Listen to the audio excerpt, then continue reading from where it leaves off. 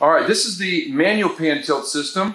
And when you first attach the camera, it's going to be just dangling here.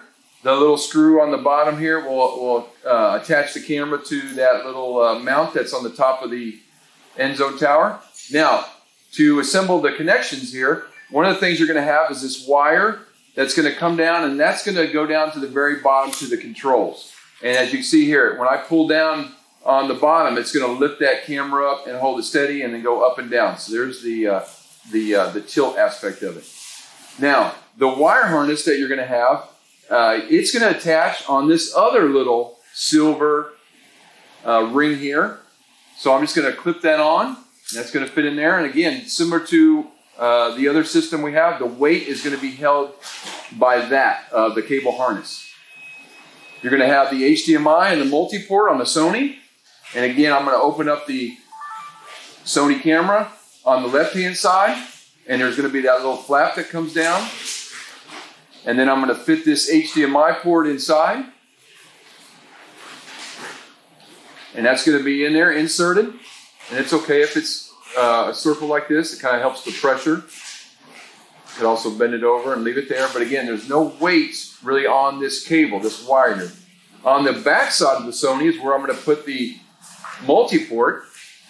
And the way that I found to do this is just kind of slowly just lift this up, open that door up, and then insert this into the multi-port port on the back side there. And you can see with those all in there, again, the weight of the cable harness is supported here. The cables are kind of freely there. And then this cable that's going to come down to the bottom is what's going to control my tilt of my camera. And then obviously on the manual pan tilt, the pole will actually spin inside. In addition to that, the power pack that's going to go on here is going to go on the USB connection on a Sony camera over here on the side. So I'll obviously have the camera on. I'll attach this in here. And there's a couple different ways you can do this. I've seen some guys just let it dangle like that. I've seen some guys stick it in the handle here, kind of like that. Or you might look at getting like a zip tie or one of the bongo ties that's included and attach it to this mount up here in that sort of fashion. So kind of a couple different ways you can handle that. And this is what's going to help that battery or this camera stay going on the whole game. On the legacy end zone system, there'll be a clamp towards the top. Loosen both wing nuts evenly to free that up so it slides up and down.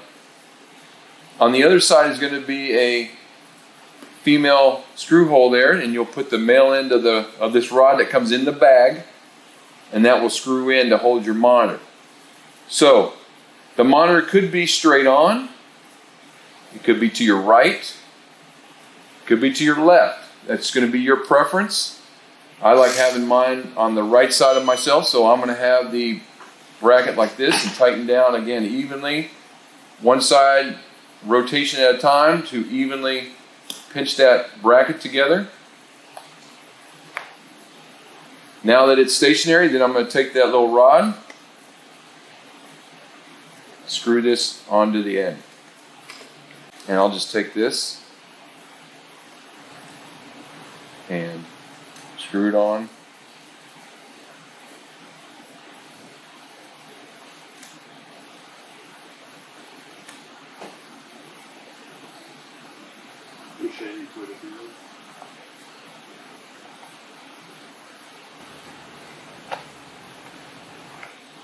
The bottom and then tighten it down as I need it.